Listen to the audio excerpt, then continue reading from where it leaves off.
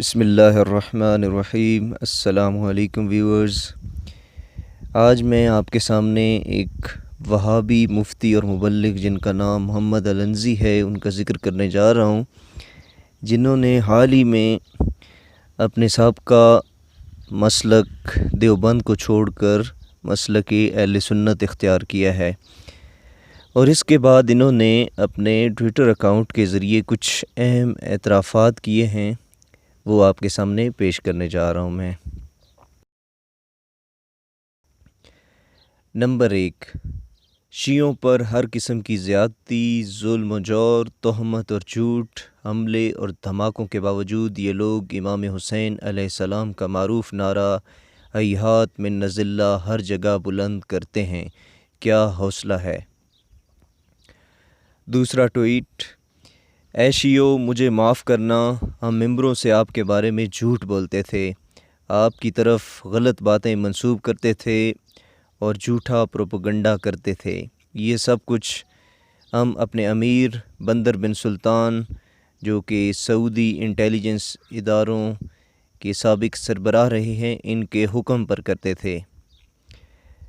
تیسرا ٹویٹ جو انہوں نے کیا: میں یہ باتیں لکھ رہا ہوں جب کہ میں نے اپنے تکیے پر سر رکھا ہوا ہے اور میری آنکھیں پرنم ہیں، کاش میں شیعہ پیدا ہوتا، جب کہ میری ساری عمر وہابیت کی خدمت میں گزری اور میں اس وجہ سے بہت غمزدہ ہوں۔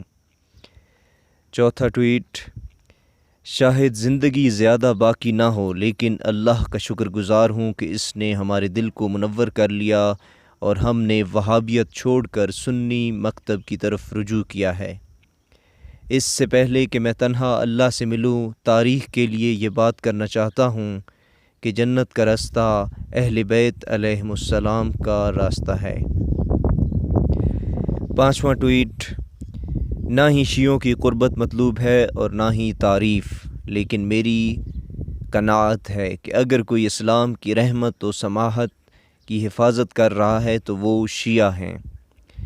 چھٹا اور آخری ٹویٹ: ہمیں امیر بندر بن سلطان براہ راست اس بات کا حکم دیا کرتا تھا کہ ہم ممبروں سے شیعوں کی اہانت کریں، ان کو کافر ٹھہرائیں، ان کی طرف جھوٹی باتیں منسوب کریں، اور جس وقت میں ریاض میں مسجد ابو یوسف کا پیش امام تھا میں یہ کام کرتا رہا۔ تو ناظرین، آپ اندازہ لگائیں کہ سعودی عرب میں کس طرح تشیع کو بدنام کیا جا رہا ہے، کس طرح لعن طعن کی جاتی ہے، اور پراپر ایک بجٹ مختص کیا ہوا ہے کہ جو اس کام پہ لگتا ہے۔ کیا یہ وہی کچھ نہیں ہو رہا جو مولا علی علیہ السلام کے ساتھ ہوا، کہ ممبروں کے اوپر سے مولا علی علیہ السلام کے اوپر لعن طعن کی جاتی، آپ کو برا بھلا کہا جاتا؟